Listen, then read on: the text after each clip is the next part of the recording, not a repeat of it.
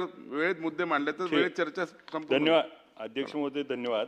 अल्पकालीन चर्चेवरती आज खऱ्या अर्थानं महाराष्ट्रातला सगळ्यात गंभीर विषय आज सुधीर भाऊंनी हा सभागृहामध्ये चर्चेला आणलाय. आज राज्यामध्ये जर बघितलं अध्यक्ष महोदय, गेल्या 2 वर्षापासून आपण गेल्या वर्षी 13 मेला त्या ठिकाणी राज्यामध्ये पाऊस झाला आणि आज आपण 25 जून आली, परंतु आज देखील काही भागात आमच्या सोलापूर जिल्ह्यामध्ये पावसाचा पत्ता नाही. आज त्या ठिकाणी पिकं शेतकरी सगळ्या अडचणीत आलाय आणि मग पुढच्या काळामध्ये आपण महाराष्ट्रानं बघितलंय की लातूर शहराला त्या ठिकाणी उजनीतनं रेल्वेनं पाणी न्यायची वेळ आली होती आणि मग अशा परिस्थितीमध्ये अल्निलच्या या दुष्काळजन्य परिस्थिती होणार आणि मग अशा यामध्ये सगळ्यात महत्त्वाचा विषय जो आज चर्चेला आला की पाणी आणि पाणी तीव्र टंचाई. अध्यक्ष महोदय, ह्याच्यावरती आता बऱ्याच सदस्यांनी बोलले.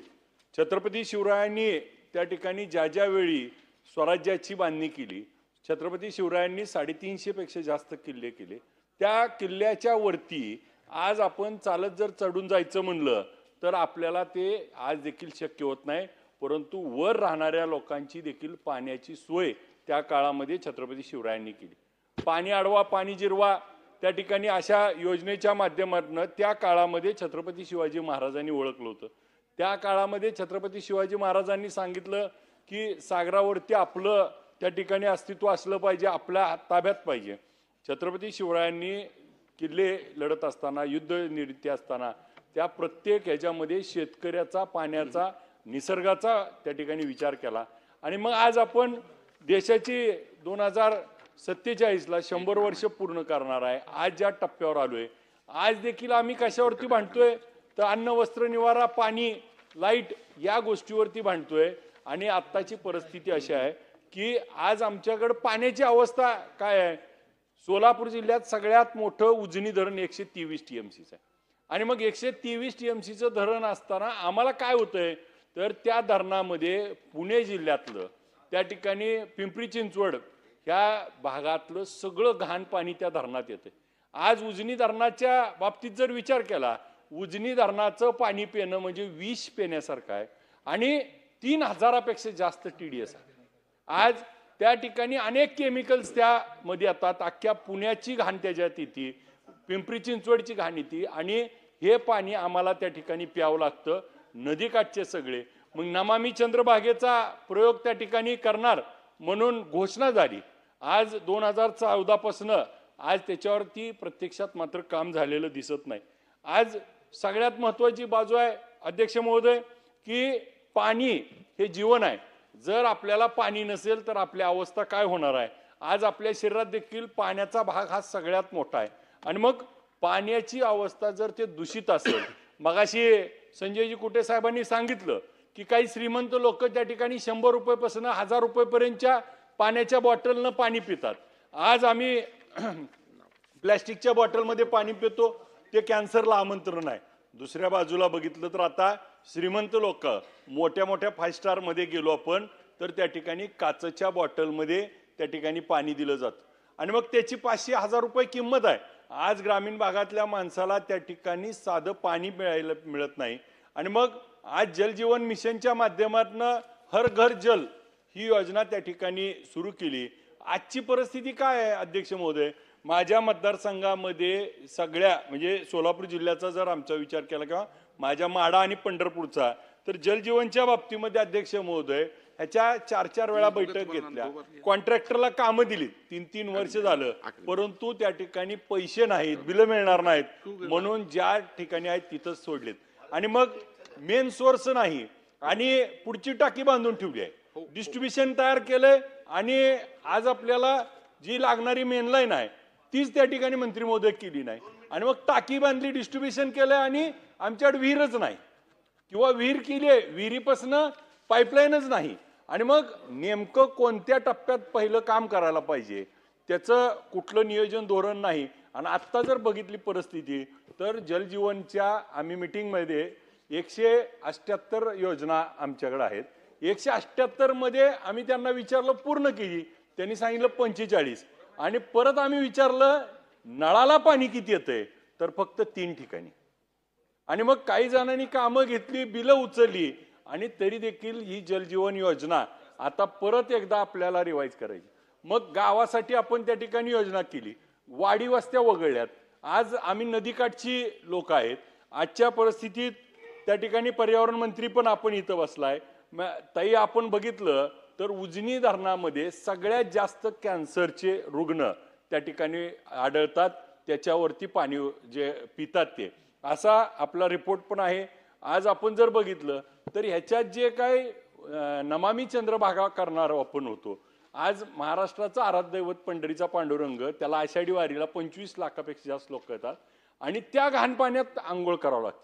आजची आमची अवस्था काय आहे तर नदी काठला जी काही नदी आमची आहे, 46 गावं नदीच्या कडेला पंढरपूर तालुक्यात आहेत आणि सीना नदी, ह्याला दोन्हीला भीमा उजनी धरणातनं पाणी येतं. आणि पाण्याच्या मुळं साईडच्या साधारणपणे दोन्ही बाजूला 2-2 किलोमीटर जर आम्ही बोर मारला, विहीर मारलं, तर त्याच्यात त्या ठिकाणी खरड पाणी येतं आणि क्षारयुक्त पाणी आहे. का तर बरेच वर्ष नदीमधनं पाण्यानं तिथल्या जमिनीचा स्तर आता खाली झालाय आणि तिथं जर बोर मारलं, विहीर मारली, तर 3000पेक्षा जास्त TDSचं पाणी त्या ठिकाणी लागतं आणि ती शेताला दिलं तर ते शेत त्या ठिकाणी पांढरं होतं.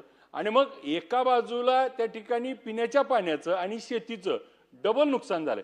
आता जर आपण बघितलं, मागच्या वर्षी पूर आला, महापूर आला, आमचं होतं नव्हतं तेवढं सगळं उद्ध्वस्त झालं. आणि यावर्षी मात्र आता 123 TMC धरण भरलं, 100% धरण भरलं होतं आणि आज आम्हाला पाणी नाही. आता आमच्या नदी पात्रात पाणी आहे, परंतु आम्हाला 2च तास लाईट ठेवली आहे. आणि का तर शेतीला वापरायचं नाही, पुढं आपल्याला दुष्काळ पडणार आहे. पण पुढच्या वर्षीचा दुष्काळ आम्हाला आत्ताच द्यायला लागलेत. आणि मग नदीकाठच्या लोकांना आज पिण्याच्या पाण्याबरोबर शेतीचं असेल, जनावरं आमच्याकडे खूप मोठ्या प्रमाणात आहेत आणि त्या जनावराला देखील पाणी, आज त्या जनावराला आम्ही 3000 TDSचं पाणी पाजायचं आणि त्याच्यापासून निघालेलं दूध आमच्या लेकराला दिल्यानंतर त्या मुलांच्यावर काय परिणाम होणार. मग ह्याच्यासाठी आपल्याला मुख्य स्रोत जो आहे त्याच्यावरती पण काम करावं लागणार. जलजीवनच्या बाबतीमध्ये ज्या योजना आज रखडल्यात त्या अनेक वर्ष रखडल्यात. आज आरोच्या संदर्भात आम्ही बऱ्याच ठिकाणी मागणी केली. आज लोकांना आता जार 20 लिटरचा 5 रुपयात मिळतो, बऱ्याच ग्रामपंचायतीने केलं, परंतु मेंटेनन्स झाला नाही.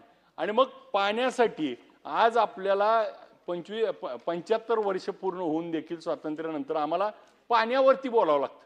आज इस्रायल सारखा देश आहे, ज्या इस्रायल देशामध्ये एकच देशात 31 TMCचं धरण आहे आणि एका 31 TMCच्या धरणावरती ते जगाला कशी शेती करतात, आमच्या घरावर देखील शेती करतात, हे शिकवणारे इस्रायल.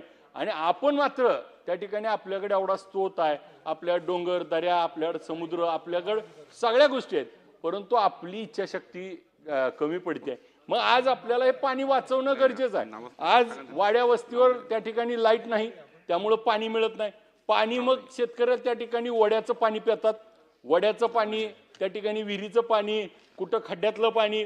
आज जे जनावरं घेऊन जाणारी लोक आहेत राखायला, त्यांना पाणी कुठलं. आणि मग अशा परिस्थितीमध्ये ते आजारी पडण्याचं प्रमाण. आणि मग मूळ आज आपली अडचण काय, भूजलमध्ये जर आपण बघितलं, पातळी इतकी खाली गेली, तर पातळी जाण्याचे कारण काय आहेत तर आमच्या परिसरामध्ये साधारणपणे 200 ते 250 तलाव आहेत जे छोटे मोठे. त्याचं जर खोलीकरण केलं, त्याला जर पुनर्भरण केलं, तर त्या आमच्या एरियाची त्या ठिकाणी वॉटर लेवल वाढेल. मग वॉटर लेवल, गेल्या वर्षी आम्हाला नको इतका पाऊस झाला. 65 मिलीमीटर पावसापेक्षा आमच्याकडे 150 मिलीमीटर पाऊस 24 तासात झाला. आणि आलेलं पाणी काय झालं तर नदीला गेलं, नदीतनं पुराला गेलं, पुरातनं समुद्राला गेलं. आणि आज मात्र आम्ही उपाशी आहे. अध्यक्ष महोदय, महत्वाचा विषय बोलतोय आम्ही. अध्यक्ष महोदय, एवढं पूर येऊन, एवढं पाणी येऊन आमचं सगळं घरबार त्या ठिकाणी सोडून गेलं, आमच्या सीनाकाठचं सगळं उद्ध्वस्त झालं. आणि आज पाण्यासाठी आम्हाला लगेच, आज आमची सीना नदी कोरडी पडली आहे, आम्हाला थेंबभर पाणी प्यायला नाही. आणि गेल्या वर्षी मात्र आमची अवस्था काय झाली. मग आपलं नेमकं चुकतंय कुठं, सरकार याच्यावर नेमकं काम करणार कधी. मग आम्हाला एकदा आलं की वरनं आम्हाला नको असते पाऊस, नको असते पूर, तरी तुम्ही वर पाऊस पडला तर आमच्यावर पाणी येतं, पूर परिस्थिती येते आणि आम्हाला नको असताना पाणी दिलं जातं. आणि आज आम्हाला पाणी पाहिजे, आम्हाला पाण्या वाचून आमची पिकं जाळायला लागली, जनावराला पाणी नाही. आणि अशा, अध्यक्ष महोदय, महत्वाचा विषय अध्यक्ष महोदय, अशा परिस्थितीमध्ये जर अध्यक्ष महोदय आज आम्हाला पाणी मिळत नाही. आज आमची सीना नदी कोरडी पडली आहे. सीना माडा उपसा सिंचन योजना बंद पडली आहे. आज आमच्या बोगद्याला पाणी नाही. का नाही तर फक्त गेल्या वर्षी एवढं धरण भरून आज आमचं डेड स्टॉक 65 TMC आहे आणि तरी आम्हाला पाणी नाही म्हणून सांगितलं जातं. आणि मग आज आम्हाला ज्यावेळेस पाण्यावरती एवढी परिस्थिती येते आणि मग गेल्या वर्षी नको असताना यंदा आम्हाला पाहिजे तेव्हा नाही. आज भीमा नदी अख्खी भरली आहे आणि भीमा नदीच्या त्या ठिकाणी काठाचं सगळं लाईटचं कनेक्शन बंद केलंय का तर ते शेतीला पाणी वापरायचं नाही. मग गेल्या वर्षी पूर आला, आम्हाला नको होतं, कसं काय दिलं आपण? आमच्या शेतात सगळं उद्ध्वस्त केलं आणि त्यावेळेस मात्र संजू भाऊ आम्हाला नको तेवढं पाणी मिळालं आणि आमची शेती उद्ध्वस्त आहे. आज आम्हाला समोर पाणी दिसतंय, पीक जळायला लागलेलं दिसतंय आणि मग ही पाणी किती आवश्यक आहे. आज भूगर्भ अध्यक्ष महोदय बोलू द्या. अध्यक्ष महोदय ऐका ना, अध्यक्ष महोदय पाणी टंचाई, अध्यक्ष महोदय खूप महत्वाचा विषय. आज आमचं माहिती करता सांगतो, आजची चर्चा ही पिण्याच्या पाण्यासाठी आहे. अध्यक्ष महोदय पिण्याच्या पाण्यावर आपल्याला बोलू. अध्यक्ष महोदय पिण्याच्या पाण्यावर चर्चा जर संपवायची असेल अध्यक्ष महोदय पिण्याच्या पाण्यावर बोलणं राहून जाईल. अध्यक्ष महोदय मी पिण्याच्या पाण्यावर बोलतोय. जलजीवनची कामं पण त्या ठिकाणी आमची झालेली नसल्यामुळे अध्यक्ष महोदय जलजीवनची कामं झालेली नाहीत. आज आम्हाला ते समोर दिसणारं पाणी घेऊन तरी पिता यावं म्हणून लाईट नाही. आणि मग दुसऱ्या बाजूला आज आम्हाला नेमकं शेतकऱ्याला जे वाडी वस्तीवर राहत आहेत त्यांना प्यायला पाणी कसं देणार आहे? आपण काय मिनरल वॉटर घेऊन देणार आहे का? त्याला त्याची अवकात परवडणार आहे का? आमच्या शेताला मालाला भाव नाही आणि मग आम्हाला त्या ठिकाणी पाणी पित असताना आम्हाला पाण्यासाठी शाश्वत काहीतरी करून दिलं पाहिजे. मग जलजीवनची मी आत्ता आपण सांगितलं 28 पर्यंत मुदत वाढ दिली, पण 28 पर्यंत आम्ही करायचं का अजून 2 वर्ष? ह्या परिस्थितीमध्ये मंत्री महोदय ह्या बाबतीमध्ये आपण सिरियसली, कारण जेव्हा नको असतंय तेव्हा येतंय ना जेव्हा पाहिजे तेव्हा नसतंय. आमची सगळी अवस्था अशी आहे. आणि अध्यक्ष महोदय महाराष्ट्रातलं सगळ्यात मोठं धरण आमचं आहे. आज माझ्या माडा शहराला अध्यक्ष महोदय 10 दिवसाला पाणी येत नाही, प्यायला पाणी नाही. शहर आहे आणि नगर पंचायत असताना देखील आम्हाला पाणी नाही. योजना त्या ठिकाणी आमच्याकडे सरकारकडे आहे, त्याला निधी वाचून त्या ठिकाणी सुरुवात होत नाही. मग असे जे प्रश्न आहेत याच्यावरती पाण्यासाठी गंभीर परिस्थिती होणार आहे.